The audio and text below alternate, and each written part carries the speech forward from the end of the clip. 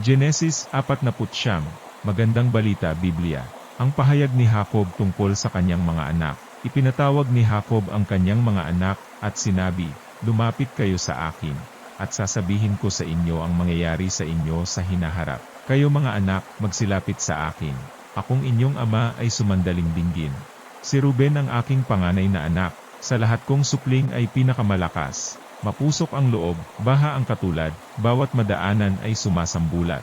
Sa kabila nito'y hindi ka sisikat, hindi mangunguna, hindi matatanyag, pagkat ang ama mo ay iyong hinamak, dangal ng aliping asawa ko ay iyong winasak." Simon at Levi na magkapatid, ang sandata ninyo'y ipinanlulupig. Sa usapan niyo'y di ako sasali, sa inyong gawain, hindi babahagi. Kapag nagagalit agad pumapatay, lumpo pati hayop kung makatuwaan.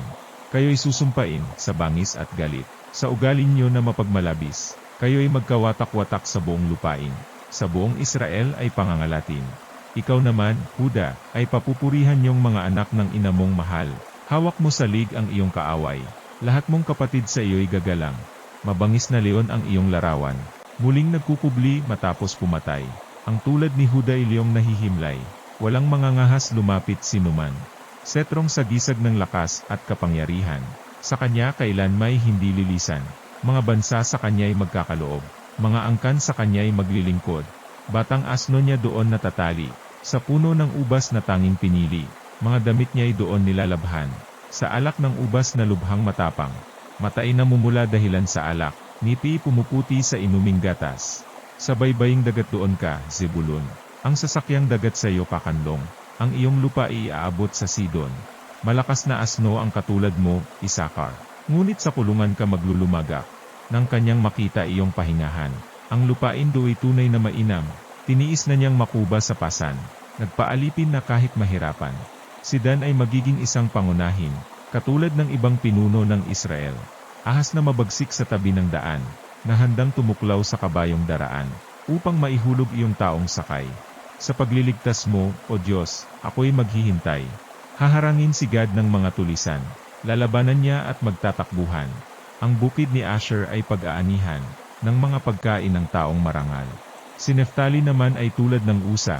Malayat ang dalang balita ay maganda. Si Josue na may baging na mabunga. Sa tabi ng bukal nakatanim siya. Paakyat sa pader ang pagtubo niya. Mga mangangaso ang nagpapahirap. Hinahabol siya ng palasot sibat. Subalit ang iyong busog ay mananatiling malakas. Ang iyong mga bisig ay palalakasin. Ang dahilan nito'y ang Diyos ni Jacob, pastol ng Israel, matibay na muog, Diyos ng iyong amay siyang sasaklolo. Ang makapangyarihang Diyos magbabasbas sa iyo. Magbuhat sa langit, bubuhos ang ulan. Malalim na tubig sa lupa'y bubukal. Dibdib na malusog, pati bahay bata ipagpapalaindit kanyang babasbasan. Darami ang ani, bulaklak gayon din. Maalamat na bundok ay pagpapalain. Pati mga burol magkakamit aliw. Pagpapalang ito nawa ay makamit ni Josueng nawalay sa mga kapatid. Tulad ni Benjami lobong pumapatay. Sumisila ito ng inaalmusal. Kung gabi, ang huli pinaghahatian.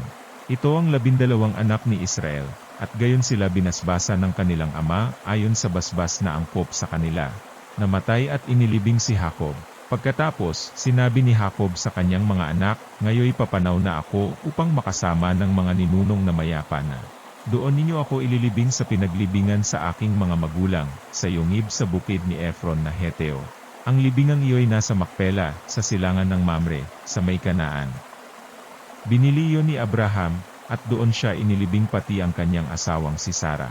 Doon din inilibing ang mag-asawang Isaac at Rebeka, at doon ko rin inilibing si Lee. Ang bukid at yungib na iyon ay binili nga sa mga Heteo. Matapos masabi ang lahat ng ito, siya ay humimlay at namatay.